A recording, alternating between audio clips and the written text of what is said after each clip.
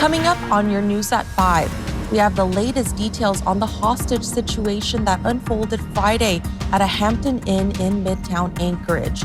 Then, looming cuts are coming to the Fairbanks North Star Borough School District. We have what you need to know. You're watching Alaska's news source.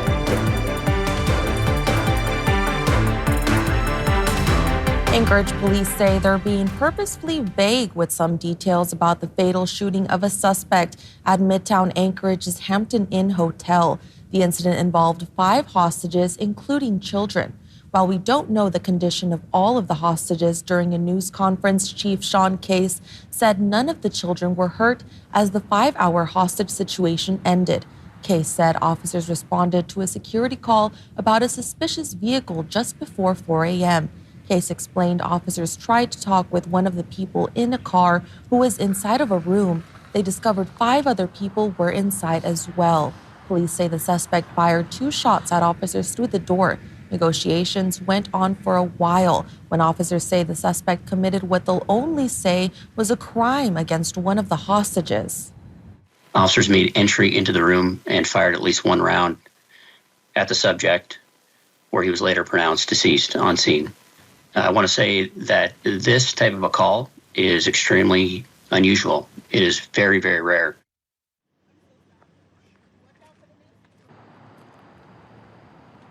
Right now, APD will not say how many of the hostages were children. Case says all officers will bring body cameras. Video will be released in 45 days, and police will have a more detailed update soon. And nearly 168 positions are proposed to be cut in the Fairbanks North Star Borough School District. This comes as the district leaders propose their budget. The budget's goal is to tackle a $16 million deficit that has resulted in 3 schools closed and custodial services being outsourced. Educators and support staff are among the positions being cut. The school district also proposed increasing class sizes. With increased class sizes, closing schools, and cutting positions, the president of the Educators Union says she is concerned about the district falling out of line with recommended guidelines. Right now, most elementary schools have 1 full-time counselor. The national guidelines say that it's about 250 students per counselor is the recommended ratio. And as we see numbers where elementary schools are going to be at 400 or above, feeling that 1 counselor is not adequate with those student numbers to really support those students. Peterson and the president of the Support Staff Union say their members are disheartened by the news and that some may seek employment elsewhere.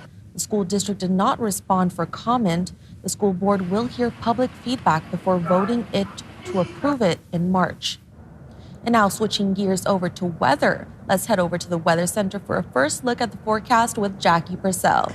Well, there is still some Rondi activity going on and mild temperatures too. So look at 4th Avenue. It was a busy place. This is just about an hour before that race time. You can see the dogs, the teams lining up, getting started, and then a bit of a lull between that. And then the bike riders, they had a race as well. So that is a busy place, 4th Avenue, here during the Fur Rendezvous Festival. Our current temperature and our warmest temperature, I should say, is 35 degrees for the Anchorage area today. The record is 47. That's from 2015, so we weren't nearly that warm, but we were above freezing.